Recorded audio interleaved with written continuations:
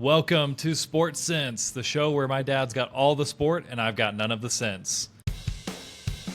It's time to get some SportSense. You're gonna get some SportSense. You better get ready for SportSense. SportSense. Dad, today we're talking a lot about college football. I'm excited.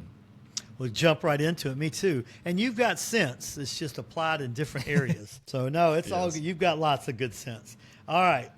Let's jump right in it. Yeah, we got to keep this rapid fire tonight because I am going to my very first ever scuba class tonight. And why? Why are you going to your scuba class, Coop? Because I'm going to fulfill my childhood dream of diving with sharks. So Macy, my wife, she won't let me skydive, but she's letting me dive in open water with bull sharks in about a month in Florida. I thought it was it's not in a cage? Heck no. That's no fun. Oh, my. Bull sharks are bad news. All right. I thought you had more sense than that, but you are right. That's my son with no sense right there.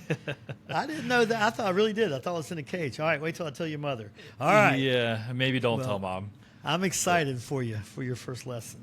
Thank you. I mean, bull sharks in Florida, it's like a kind of a super highway where we're going in Jupiter, Florida, where a lot of species hit. It's just this time of year is mostly bull sharks, but we might see hammerheads, probably see some lemon sharks too, so stuff like that. It'll be amazing. Yeah. I know it will be. So, but yeah, let's keep this rapid fire here. Should I ask what I missed right now? Yeah, absolutely. All right, hit me with it. All right. I'm sure I mean, I know you saw some stuff over the weekend. Yeah, especially NFL, but this is all college. Let me hit you with 3 college. And if you didn't miss it all, then someone listening to us probably did. First of all, 2 major upsets in college football. How it will affect, and it's going to have some effect in one way or the other of the college football playoff bracket. But upset, the big one, the one that just those in the Midwest live and die by this game every year. Michigan versus Ohio State. So Michigan this year, they won the national championship last year, right? Okay. Jim Harbaugh, who went out to Chargers, NFL, and left them kind of empty, bare shelved a little bit. Coached against his brother last week. Yes, right? Yes, in the NFL. Great. But Michigan itself was unranked this year. So they've had a rough year, which is what everybody expected. Like I said, the shelves were kind of empty of talent, and they're going to restock and rebuild. They were playing number 2, so they're unranked. Got it? No ranking, not very good year, bad year. Michigan has struggled to beat Ohio State. Ohio State's number 2 in the country. So, and at Ohio State, again, their stadium's called the Horseshoe, holds over 100,000 people. Okay. So I think the people, Ohio State fans, again, I know a bunch of them from my professional days with our home office. Used to be out of, I used to work with them. It used to be out of Columbus, Ohio. They were expected to really dominate, and really the Ohio State fans wanted blood. They wanted to absolute pound Michigan, and they wanted to pound them like 60-0. So guess what? It was a low-scoring game, slugfest, critical defensive stops, penalties, just a nasty game, which is just the way Michigan needed it to be. And Michigan won 13-10. They upset the number 2 team at their home field, their home stadium.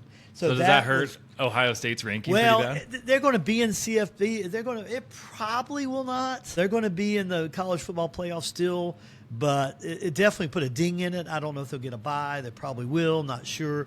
So it's going to hurt them a little bit for sure. We'll see. We'll see how it affects Michigan. That's awesome. Go Michigan, go Big Blue, and of course, my former office manager, their whole family's from Michigan, and all they talk about is Big Blue, Big Blue, Big Blue. So Big Blue fans had a big weekend. That's so fun. Second, rapid fire, unranked Syracuse of the ACC beat number 6 ranked Miami, University of Miami. Whoa. Okay. And it was an opposite game. It was an absolute just fire, points. High scoring. But somehow Syracuse beat them 42-38. Now, that one might cost Miami. It might cost Miami the chance of the college football playoffs. It all depends what happens in the in the ACC championship. So we won't spend much time on that, but I'm just saying, wow. Bad time to have bad games by those top-ranked teams, right? So Syracuse, they were playing at Syracuse. They stormed the field, the whole thing. It was cool. But the wildest game, I got one more wild game. Those are the 2 biggest upsets. But here was the wildest game. Number 7, and honestly, it was another unranked team. Number 7, Georgia, was playing unranked Georgia Tech. But Georgia Tech already had a couple big upsets on their favor. But the reason this is a wild game, and I titled it The Great Escape. Georgia escaped with a win, and the score is 44-42. But here's the key. That's cool. That's all cool. But no, to determine the winner, they went through 8 overtimes. Oh, 8. You know what's Did you hear? Yes. Well, you know what's funny? I don't know why I'm acting surprised. I just have such a short memory for these things. But when I was playing with my Fortnite boys, they got me to pull it up on my phone. We had it on our phones while we were watching. Are you Or kidding? while we were playing, Man, I'm sorry. Yeah. And I was confused by the number because they were like, they're in the 7th overtime. They're in the 8th one. I was confused, but I guess it's because it's like each team takes a turn trying to score, right? Is Right. that So what let me give you constitutes let an me overtime? quickly give you a college overtime. College overtime, each team gets the ball on the opposing team's 25-yard line, meaning they only have to go 25 yards to score a touchdown. They only get 4 plays, so 1 series of downs. So that team there's 3 things that could happen to that team each time they get that ball in that overtime. They can either score a touchdown, well, actually be 4 because they score a touchdown and miss an extra point or make an extra point. They could score a field goal. If they can't get in a touchdown, they'll fourth down. They might choose to kick a field goal. Or they don't score at all, right? So each team gets a chance. So the first team gets a coin flip, whatever. It doesn't matter. Each team gets it. Well, it does matter. If you can go second, it's actually better. Because let's say the first team fumbles the ball and they score 0 points, your team only has to kick a field goal. So it is much better to go second. You want to see what they did to help you decide what to do. So that's the first strategy. And if they get a field goal and then on your turn you get a touchdown, does that win? Game over, you win. Yep. Okay. It's the one who has the most points at the end of each of those 2 series. That's the end. Okay. And each overtime is just that 1 4-play series for both teams. So that's how you can have so many overtimes. And they each kept going back and forth. If one scored, the other scored. If one held, the other held. And they had 8 tries. 8 tries. I mean, it's just crazy. I think the record's 9, if I'm not mistaken. I believe in college football. So it was a crazy finish. I was pulling so hard for Georgia Tech. I wanted the 3rd unranked team to beat another super high-ranked team and just cause complete havoc in the CFP. I loved it. I like Georgia Tech a whole lot better than Georgia. But I just thought 2 things. I wanted to clarify the overtime rules in college football because it can never be a tie. They would just keep going to the dead of the night if they have to until somebody, blinks. Yeah, they're not pansies like soccer players. Yes, or even NFL football now can still have a tie. But anyway, really? after a certain amount of overtimes, yes. And I'm just kidding, Anyway. soccer players. I don't know how to play. You guys are cool. We're just kidding. In case your oldest brother's listening, he might not like that. yeah, exactly. So that's the Cool. scoop. That's the what did I miss? What did you miss? Maybe what you. But I'm thrilled that your Fortnite buddies had you tune in to what I thought end up being probably the greatest game, from my opinion, for your money was was that crazy. Georgia Tech game. Yeah. And hey, while Georgia narrowly escaped, we also narrowly escaped, and we won our Fortnite match while we were watching the game. So that was pretty good nice. multitasking. And that's So how many was gonna guys say- are on a team on Fortnite? I don't understand. So it can be anywhere between 1 and 4, and so they call it squatting up. So we squatted up with the 4 of us, and not anyways, sure about that term, but okay, I'm going with it. Squatting. Okay. Yeah, you Squatting. say, come on, boys, let's squat squat. up. Or Man. there's memes. If you see memes about wives, Macy sent me a funny one the other day about a wife with a disappointed face after her husband got the text saying "hop on." And like that's the typical text, like hop on. It means Gotcha. boys get to your Yep. computer or your Xbox. We got a game to be had. Yeah. So and it's pretty hard to win a game actually. It's like you have to be really good. And I'm not How many really good. teams are you going against? Kind of. What's the normal? When it's teams of 4, when it's squads, it's up to 100 players. So what's that? 25 Wow, teams? 25. Yeah. Yeah. Free for all. So anyways, so good job, boys. I know a couple of them listen to this, so well done. All right, real quick. This is really rapid fire. We won't even talk about it. But the 2 big matchups this week is the SEC Conference Championship. That same number 7 Georgia plays number 3 Texas. Go Longhorns. That's how I feel about that. And Is by that the a way, rivalry? classic rivalry match? There's going to be no, because Texas is new to the SEC, but it will become one. The Big Ten championship, number 4 Penn State versus number 1 Oregon, who still hasn't lost. That's a big deal. By the way, yeah, that's a big deal. So those are big, great college games to watch, conference championships, and there's a bunch of them on Saturday, but those are 2. But that's it. By the way, I wanted to tell you, the Ohio State coach is on the hot seat. I don't know. Are you familiar with hot seat term? Oh, like could be fired, you mean? Oh, yeah. He's already – they ask a lot of their Ohio State coaches, and they've been kind of – some of them been after him a little bit for a while. But losing to Michigan, that's like committing adultery. I don't know. This is bad. This is bad. I'm telling you. I mean, this season, because losing to Michigan last season would have been like, okay, they're good. But this season, it was ugly. And they were so highly ranked, Ohio State was. Yeah, it's like committing every kind of, like if you're the general, you turned and ran from the fight. I mean, it's bad. It's bad. This is bad. Went AWOL. Anyway, so those are 2 great games to watch out for: the SEC championship, Big Ten championship, and 1 NFL game. Remember one of our favorite teams? Before you go into NFL. Well, I only have the 1 game. I'm going to be real good. Well, just while we're on the note about you're saying there's conference championships in college football this weekend? This Saturday, yes. Okay. They all wrap up. I know a lot of the games this past weekend were like a big deal because they decided whether teams got in their conference championships or not. Right. But it kind of felt like maybe there'd be a little bit of a cushion before the championships happen. It is for some conferences. For some of them who got in, it's not going to really impact the national scene. You know what I mean? But for some, it will impact. Whoever wins it might get to go to the conference finals or the CFP. So there are some conference championships this weekend and then some No, they were all later? So some conferences, they're all this there's some who don't have a conference championship. There's some divisions, some conferences don't always have. I see. But yeah, everyone has one, but only some of them really are going to be that impactful this weekend on the CFP rankings and who are the final 12 that get invited.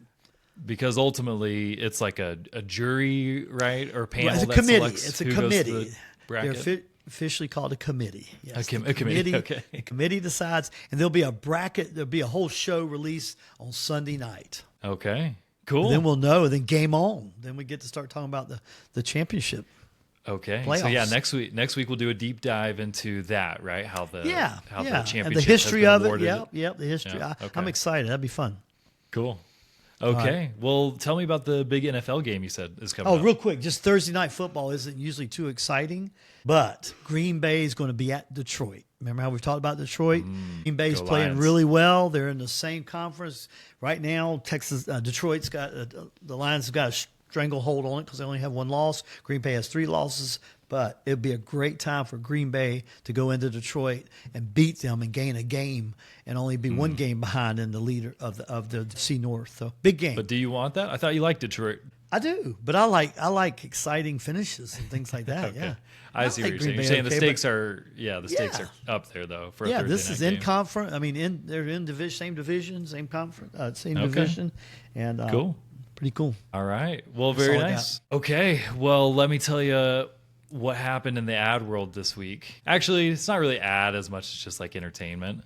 Okay. So let's see, and then we'll wrap this up with just a couple quick. Do you have a trivia question for me today? I do. All right.